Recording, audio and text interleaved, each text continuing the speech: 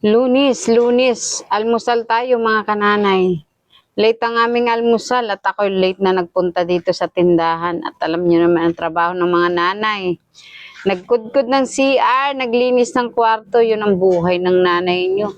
Kaya tayo mga nanay yung utak natin walang mapagsidlan kung ano pa ang dapat gawin. Kaya late na itong aming almusal, hinintay pa ako ni Mister makarating dito sa tindahan. Sabi ko nga, pag ako late na, alas 7:30 na, wala pa, kumain na siya mauna. Hindi naman nauuna. At ito nga ang ulam namin mga kananay, paan ng manok, sinabawang talakitok. Ayan. At may sinangag at pritong liempo. Dami no, parang piyesta, pero pa isa-isa lang yan, konti-konti lang. Masarap ng paa ng manok mga kananay. Paadobo siyang, malambot talaga siya. Yung isasagi lang sa labi, natatanggal na, charis.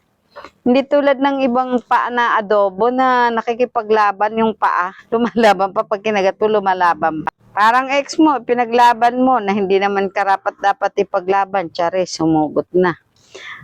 Anong buhay natin dyan mga kananay? Kumusta ang atin Lunis? Maya-maya ako'y rarampa na naman. Maghahanap buhay na naman ang kananay nyo. Nag-uusap kami dyan ni Mister. Pulungan lang, bulungan. At nagplaplano nga kami umalis at pupunta nga kami dapat sa SM. Sabi ko, wag na. Gastos na naman pag kami nakalabas ng bahay. Kaya sabi ko, mag-ipon-ipon muna. Ang daming bayarin na, diba?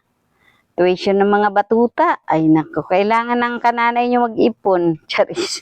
Ay mga kananay, kumusta ang ating Lunes? Ayan, ang sarap ng almusal namin. Kain tayo mga kananay. Ganyan lang ang aming almusal. Thank you Lord sa blessing. Ayan, simpleng almusal. At mamaya alas 5 ang hapunan namin yan mga kananay. Ay, tanghalian. Ganyan ako pag hindi naman ako kakain ng tanghalian at ako'y matutulog sa lit. Hindi ako makahinga pag ako'y busog.